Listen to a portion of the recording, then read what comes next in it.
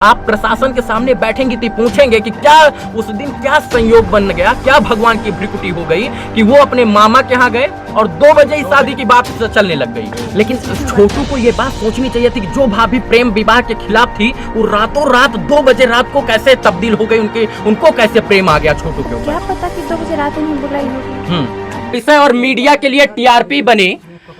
आरती और छोटू की प्रेम प्रसंग की कहानी खत्म होने का नाम नहीं ले रही है मित्रों। बिल्कुल। और सबसे बड़ी बात यह है कि इनको कौन न्याय दिलाएगा कौन नहीं दिलाएगा इनको कुछ भी नहीं पता। इनके मुंह में माइक ठूस के इनसे कोई भी सवाल का जवाब मैं बड़ी आसानी से ले सकता हूं, क्योंकि ये भी बेबस है और इनके घर के लोग भी बेबस हैं। बिल्कुल। लेकिन सवाल यही उत्पन्न होता है कि इनको न्याय कब मिलेगा। जिस आरती के घर को चारों तरफ से बाउंड्री में कवर करके बंद कर देना चाहिए था, उस पर पुलिस प्रशासन अभी तक हस्तक्षेप काहे नहीं कर रही, बहुत सारे सवाल हैं।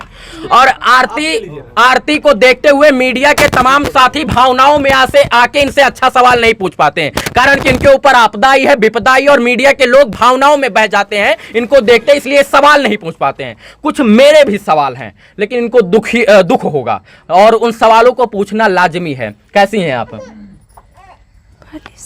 पहले से ठीक है। आवाज आपकी नहीं निकल रही है, मैं समझ सकता हूं। ये बताइए FIR किसने किया हुआ है? उमेश यादव ने। अच्छा, एक मेरा सवाल ये है कि छोटू यादव जी को जो है आपने बताया कि आपकी भाभी ने बुलाया है। देखिए वो मुझसे जब मुझसे मिले थे, मैं थोड़ा तेज बोलिए, थोड़ा सा हल्का सा, जितना आपके वो। हाँ बस। अच्छा बोलिए। टॉयलेट करने के उसको मेरा एग्जाम था। हम टॉयलेट करने के लिए आए तो वहाँ पर उसको देखे खड़े, तो हम उसको पूछे कि छोटा आप यहाँ, तो बोले कि हमको भाभी बुलाई है। तो बोले भाभी बुलाई है, कब बुलाई है भाभी? तो बोले कि हमको शाम में कॉल की थी भाभी। हम बोले कि जब आपको शाम में कॉल किए थे तो आप हमको बोले क्यों नहीं? शाम में किस लिए कॉल किए थे? तो बोले कि शादी करने का मकसद से। तो हम उसको बोले जब शादी करने का मकसद से बुलाए तो आप किसी को लेके क्यों नहीं आए, शाम में क्यों नहीं आए, तो 2 बजे रात में रोकना चाहूंगा आपको। हाँ। जब आपने पहले छोटू को बताया था कि आपकी भाभी उनको देखना नहीं चाहती हैं। किसको?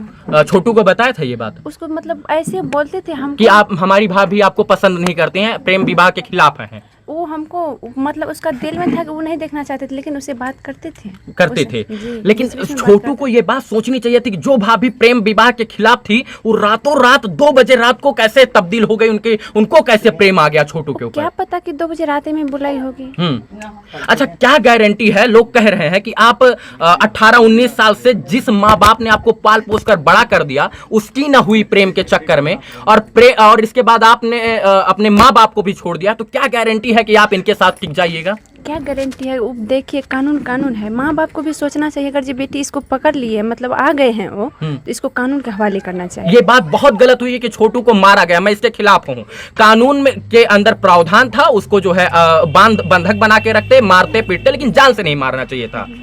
लेकिन आपके ही घर के लोग कह रहे हैं कि रात में रोज आता था, लोग चोर इसको बोलते थे। नहीं, एक गलत बात है, रोज नहीं आता। अच्छा, क्या गारंटी है कि आप इनका साथ जीवन और जन्म जन्मांतर तक दीजिएगा?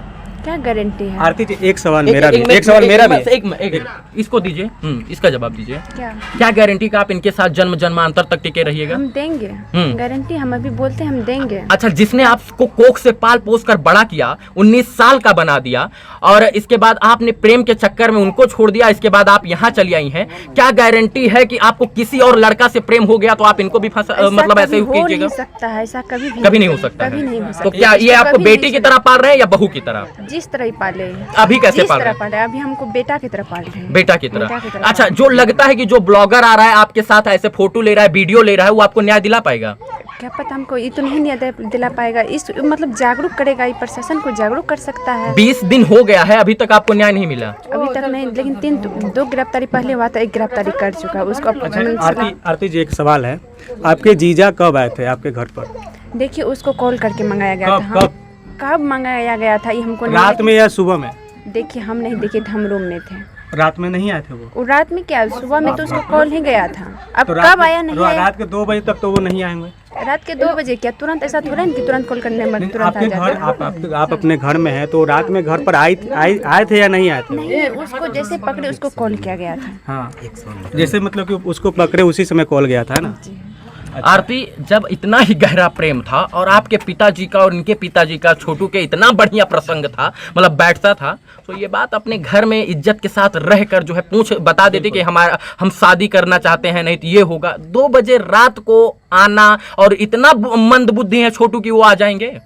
क्या पता हम इतना मंद बुद्धि, और क्या संयोग बन गया कि उसी दिन वो मामा के घर आए और 2 बजे वहां आ गए? क्या संयोग था? क्या पता हमको क्या संयोग था, नहीं था। ये सवाल है, ये भावनाओं में आके मीडिया नहीं पूछता, लेकिन ये आप प्रशासन के सामने बैठेंगी तो पूछेंगे कि क्या उस दिन क्या संयोग बन गया, क्या भगवान की भ्रिकुटी हो गई कि वो अपने मामा के यहाँ गए और 2 बजे ही शादी की बात चलने लग गई। अब 2 बजे क्या उसको शाम से ही बोला होगा? अच्छा, पढ़े लिखे थे छोटू? छोटू तो पढ़े, सोचने की क्षमता थी ना, सोचने की क्षमता इतनी थी कि हो सकता है कि जाएं तो हमका मर्डर हो जाए, हम अपने पिताजी को भेजें तो बहुत बेहतर होगा। अब क्या पता। अच्छा, छोटू के मरने का असली जिम्मेदार कौन है? असली जिम्मेदार कौन है अभी तो हमको पता। उसको घर में बंद किए थे पापा भैया, घर में बंद किए थे पापा भैया, घर में बंद किए थे। आपको नहीं लगता है कि कहीं ना कहीं आपका भी दोष है इसमें? कैसे मेरा कैसे दोष है? मेरा दोष एक है कि हम प्रशासन को कॉल नहीं कर पाए। प्रशासन को कॉल इसलिए नहीं कर, मेरा दिमाग काम नहीं किया तभी। क्या हम क्या पता है कि उसको जान से ही खतरा कर देंगे? कौन सोच सकते हैं किसी को घर में बंद करेंगे तो जान से चला उसको मार देंगे? बहुत सारे सवाल हैं। सवाल मेरे हैं। एक सवाल और है, क्या आप राजी हैं कि आपके जो सवालों का जवाब? हम आप लोग से विनती करते हैं, मेरा अभी पूरा तरह से ठीक नहीं है। थोड़ा सा आपके भाभी का बयान है, भाभी की माँ का बयान है कि आपके भाभी का भाई जो है। सुनिए पहले मेरी बात पहले सुनिए। हम आप लोग से रिक्वेस्ट करते हैं, मेरी अभी पूरी तरह से तबीयत ठीक नहीं है।